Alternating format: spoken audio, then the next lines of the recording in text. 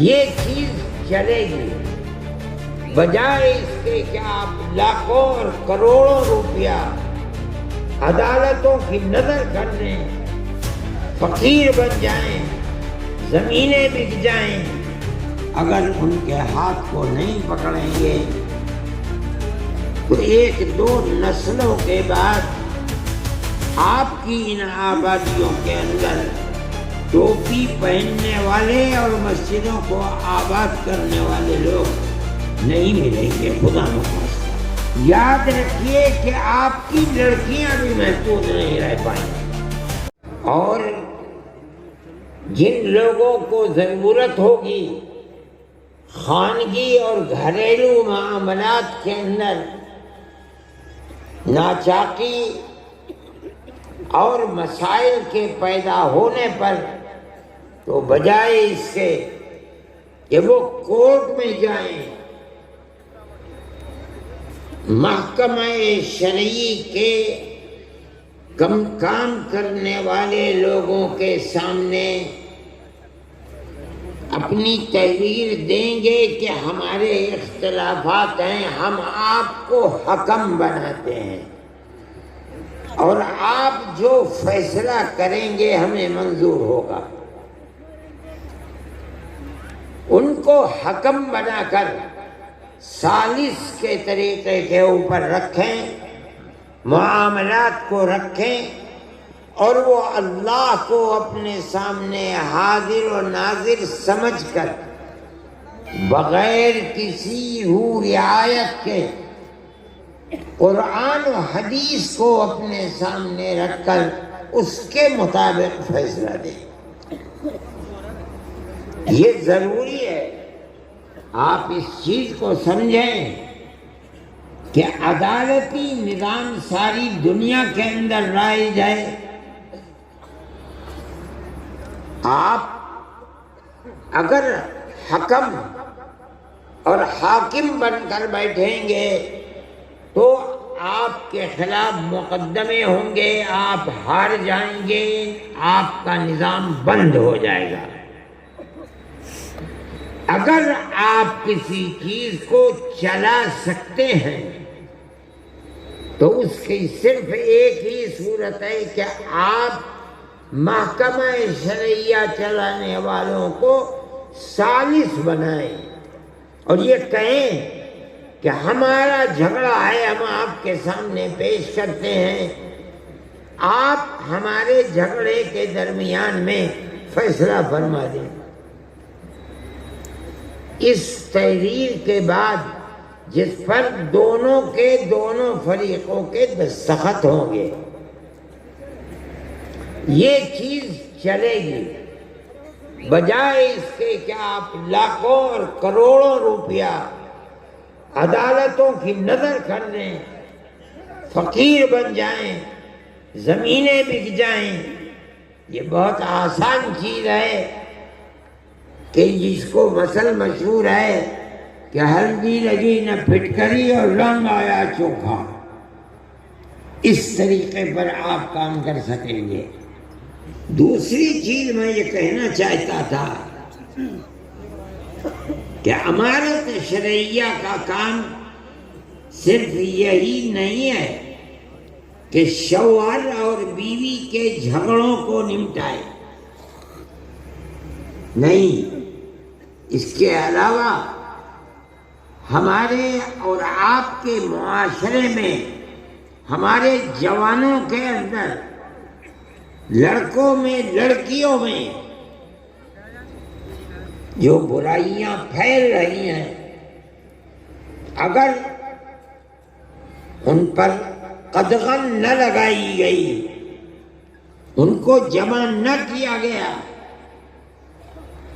اور جہاں بھی علماء ہیں، جس گاؤں میں ہیں، جس شہر میں ہیں، جس محلے میں ہیں، اگر ان کے ہاتھ کو نہیں پکڑیں گے تو ایک دو نسلوں کے بعد آپ کی ان آبادیوں کے اندر ٹوپی پہننے والے اور مسجدوں کو آباد کرنے والے لوگ نہیں ملیں گے، خدا نخواستہ۔ امارت شرعیہ کے ساتھ بہت علماء جڑے ہوئے ہیں، پڑھائیے بھی، اس کے ساتھ ساتھ طلباء پر نظر بھی رکھیے، ان کی تربیت بھی کیجیے، مطالعہ بھی کیجیے، اس کے ساتھ ساتھ ہر جوان کو دیکھ بھال کر کے اس کے ہاتھ کو پکڑنا اور اس راستے کو بتانا جو آپ کے آباء و اجداد کا راستہ ہے، علماء کا راستہ ہے، اللہ کے نبی کا بتایا ہوا راستہ ہے، اس راستے پر لے کے چلیں۔ یہ بھی امارت شرعیہ کا ایک بنیادی طریقہ کار ہے، اگر آپ اس کو نہیں اپنائیں گے تو آپ کا کام مکمل نہیں ہے۔ مجھ سے لوگوں نے اس سفر میں بھی بتایا، پہلے بھی بتاتے ہیں کہ لوگوں کے اندر جوا، سٹا، شراب، بدکاری پہلے سے بہت زیادہ ہے، اور یہ چیز آپ کی بھی عفت و پاک دامنی کے اوپر بھٹا لگائے گی۔ آپ کے بچے اگر محفوظ نہیں ہیں لڑکے، یاد رکھیے کہ آپ کی لڑکیاں بھی محفوظ نہیں رہ پائیں گی۔ دنیا کے اندر آج وہ طبقے ابھر رہے ہیں، طاقتور بن رہے ہیں، جن کا مقصد یہ بنا ہوا ہے کہ وہ مسلمان بچیوں کو آوارہ گردی کا شکار بنائے۔ مخلوط تعلیم اور موبائل سب سے بڑا ذریعہ ہے بربادی کا۔ بچیوں کے ہاتھ میں موبائل، گھر کے اندر اور گھر سے باہر، یہ ان بچیوں کی بربادی کا سب سے بڑا ذریعہ ہے۔ ایسے واقعات ہوتے ہیں کہ بچیاں مخلوط تعلیم کے اندر نہیں ہیں، لڑکیاں لڑکیوں کے اسکول میں ہیں، لڑکے لڑکوں کے اسکول میں ہیں۔ اس کے باوجود ایک تو وہ ٹیچر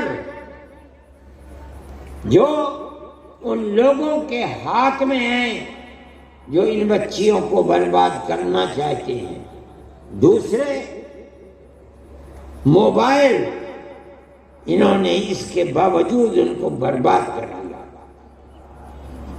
میں آپ سے کہتا ہوں، ابھی مظفر نگر کے اندر مسئلہ ہوا، پولیس نے ایک ہوٹل کے اوپر جا کر چھاپا مارا، 50 لڑکے اور 50 لڑکیاں پکڑی گئیں۔ جب پردہ اٹھا ان کے اوپر سے تو تقریباً 36 یا 36 سے زائد لڑکیاں مسلمان بچیاں تھیں۔ یہ بچیاں، حیرت کی بات یہ ہے کہ اس اسکول کی پڑھنے والی تھیں جو اسکول صرف بچیوں کے لیے ہے۔ سوال پیدا ہوتا ہے کہ ان لڑکوں سے جو مسلمان لڑکے نہیں تھے، ان کا تعلق کیسے پیدا ہوا؟ اس کی دو ہی چیزیں ہیں کہ جو ٹیچر ہیں وہ مسلمان نہیں ہیں، حالانکہ عورتیں ہیں۔ دوسری چیز موبائل، اس نے تباہ کر کے رکھ دیا۔ اب ان ماں باپ کا کیا حال ہے؟ جمعیت علماء کے لوگ وہاں گئے، ہاتھ جوڑ کر کھڑے ہو گئے کہ ہم کچھ نہیں کریں گے، ہماری یہ ٹوپی تمہارے پیروں میں ہے، ہمیں برباد مت کرو۔ ان لوگوں نے مجھ سے کہا، میں نے کہا چھوڑ دو، جنہیں خود اپنی بربادی کے اوپر رونا آتا ہے اور انہوں نے اپنی بچیوں کے ہاتھ کو چھوڑ دیا اور یہ سمجھتے ہیں کہ موبائل اور اسکول میں پڑھنا انہیں نقصان نہیں پہنچائے گا۔ میں آپ سے کہہ رہا ہوں کہ آپ اگر اس پر قدغن اور روک نہیں لگائیں گے تو آپ اپنی بچیوں کی عفت و پاک دامنی کی حفاظت نہیں کر سکتے۔ حضرت امیر شریعت صاحب میرے پاس بیٹھے ہوئے ہیں، میں یہ کہنا چاہتا ہوں، اور بہت علماء ہیں، اس کے لیے پروگرام بناؤ، اپنی قوم کو راہ راست پر کس طرح لایا جا سکتا ہے، اپنی زندگی کو کھپا دو، لگا دو۔ اگر اس کے اندر کوتاہی ہوگی تو آنے والے 50 سال کے اندر کتنی بربادی ہوگی، آج آپ اس کا تصور نہیں کر سکتے۔ ایسے لوگ ہیں ملک کے اندر جن کا پروگرام یہی ہے کہ مسلمانوں کے گھروں کے اندر عفت و پاک دامنی کا جنازہ نکالا جائے، اور وہ اس کے اوپر لگے ہوئے ہیں۔ میں خواہ اس چیز کو، یہ مجمع، یہ جلسہ وہ سننے کے لیے نہیں ہے، میں یہ کہتا ہوں، ماں باپ سے بھی کہتا ہوں، علماء سے بھی کہتا ہوں، امارت شرعیہ کے ذمہ داروں سے بھی کہتا ہوں کہ خدا کے لیے قوم کی فکر کرو۔ صرف اتنی بات کافی نہیں ہے، صحیح ہے، جمعیت علماء کا پروگرام ہے کہ آپ وہ اسکول جن میں 5ویں کلاس کے بعد مخلوط تعلیم ہے، آپ مخلوط ملی جلی لڑکے اور لڑکیوں کی تعلیم کو بند کریں۔ خدا نے جن کو طاقت دی ہے، 10 20 25 50 آدمی مل کر تھوڑی سی زمین دے کر بچیوں کے لیے الگ اسکول، بچوں کے لیے الگ اسکول بناؤ۔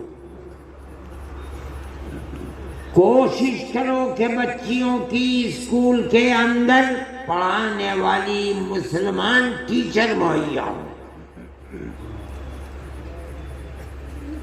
ان اسکولوں کے اندر عورتوں کی جماعتیں بھیجو، ان بچیوں کی تربیت کریں، ان کے ہاتھ میں موبائل نہ دو تاکہ ان کے خیالات پراگندہ نہ ہو۔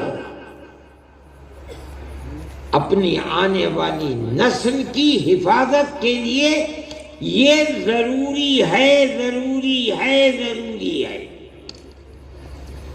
ورنہ ہم اپنے جس ملک میں رہتے ہیں جہاں سیاست ہندو مسلم اکثریت اور اقلیت کی نفرت کے اوپر ٹکی ہوئی ہے، وہ آپ کے اور آپ کے بچیوں کی عفت و پاک دامنی کو زندہ نہیں رہنے دینا چاہتے۔ یہ آپ کی ذمہ داری ہے کہ آپ اپنی آنے والی نسل کو العیاذ باللہ ارتداد سے بچائیں اور انہیں مسلمان چھوڑ کر مریں۔ اس کی کوشش کیجیے کہ وہ بھی جب وقت آئے تو مسلمان رہتے ہوئے مریں۔ یہ ہماری ذمہ داری ہے۔ قوا انفسکم واہلیکم نارا، اپنے آپ کو بھی جہنم کی آگ سے بچاؤ، اپنی آل اولاد اہل خانہ کو بھی جہنم کی آگ سے بچاؤ۔ یہ جب ہی ہوگا جب ماں باپ، بہن بھائی، بڑے اور چھوٹے اس نقطۂ نظر میں سب متفق ہوں کہ ہمیں اپنے گھر، در، اولاد، بیوی، بچے، بچیوں، سب کو جس طرح ہم مسلمان ہیں انہیں بھی مسلمان ہی بنا کر دنیا سے جانا ہے۔ یہ بھی امانت شرعیہ کا پہلو ہے۔